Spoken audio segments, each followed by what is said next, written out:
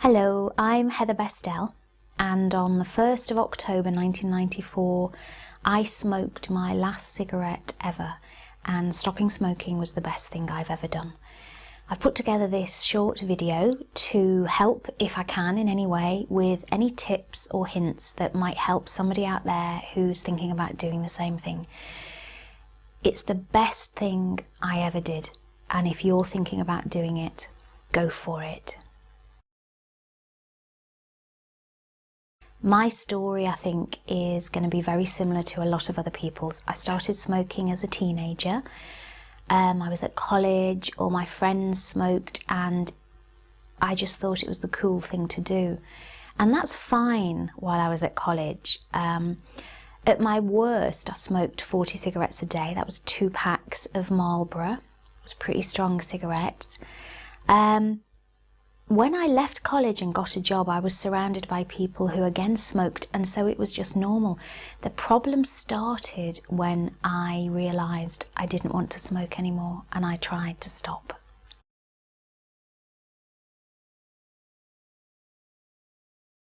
I stopped smoking on my 5th attempt, and the difference between that attempt and the other 4 were, I think there were 3 things. One was I was prepared, I was organised. The other attempts were very badly planned. I'd maybe decide that I'm going to stop smoking on Monday, and then when Monday arrived I'd think, oh, I was going to stop smoking, well I'll just have this one and then I'll stop later, and then, oh well, it's too close to lunchtime, I'll have one after my lunch and then I'll stop. And it really didn't work. Or I'd stop smoking for a couple of hours, and then as soon as I started getting any sort of withdrawal symptoms or pangs, I'd just start again. So that didn't work. But the time that I did stop was because I had a plan. I knew what I wanted to do. I'd started to cut down.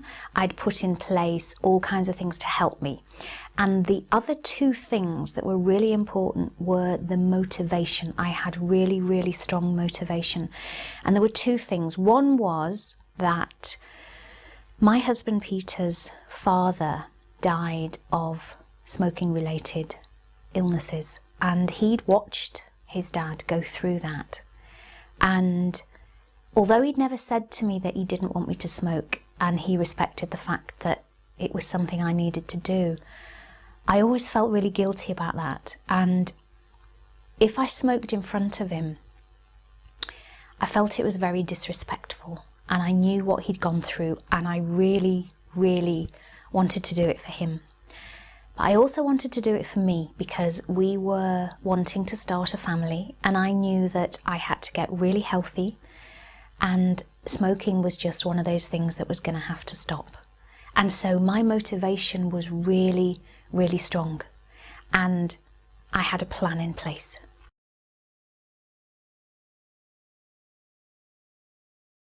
If I was to share with you the best tips for stopping smoking, there were 2 things that I did.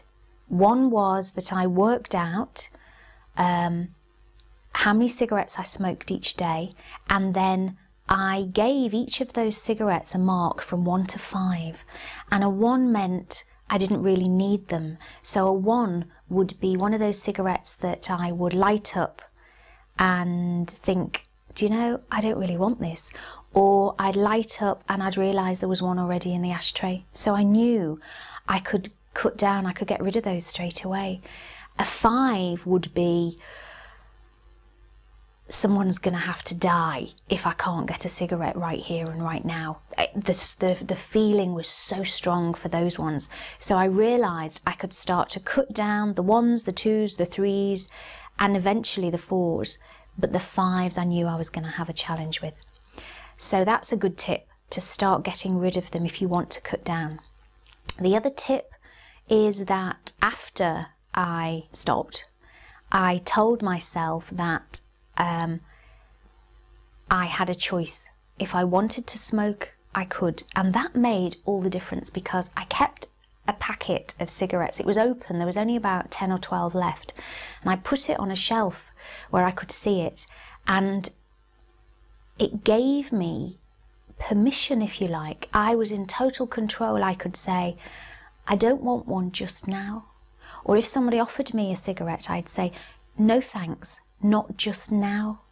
So it was giving my inner mind the idea that I could if I wanted to, but I was choosing not to. Because for me, one of the reasons I think I failed the other 4 times was because it was like I was telling myself I could never ever smoke again. And that's like taking something away from someone and saying you can never have that. You immediately start to want it and you start to crave it. So that was my other tip. That kept me so strong and I felt like I was in real control. So that's my second tip that worked for me.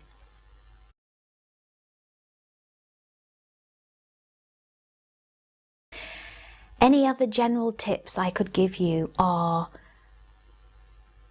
find out what works for you. Hypnosis worked for me. It doesn't work for everybody. Find something that works for you. And if you stop smoking and then you start again, don't see it as a failure.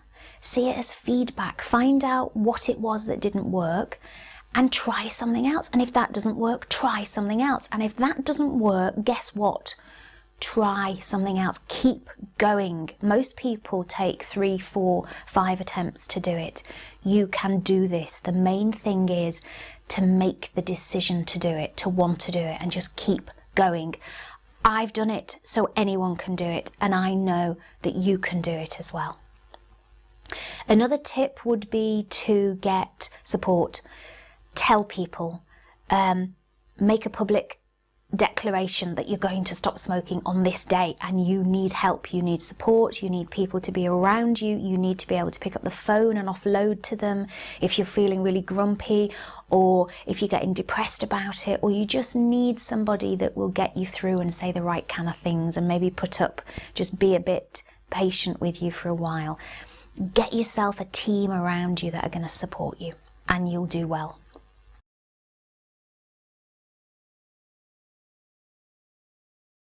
And my final tip is, don't ever, ever say that you're giving up smoking, because you're not actually giving up anything. You're giving yourself something wonderful. And to say I'm giving up something is like you're not allowed to have it. It's like you're depriving yourself. And what that does to your subconscious mind is it puts in that negative message, that message that you're having to do without, and your subconscious mind will want to have that thing. So don't ever say you're giving up anything. You're stopping smoking or you're quitting smoking, but you're not giving up. So I hope some of those tips have been useful. I wish you lots and lots of luck. It was the best thing I ever did. I've never wanted a cigarette since. I can't imagine myself as a smoker. I am a non-smoker and always will be.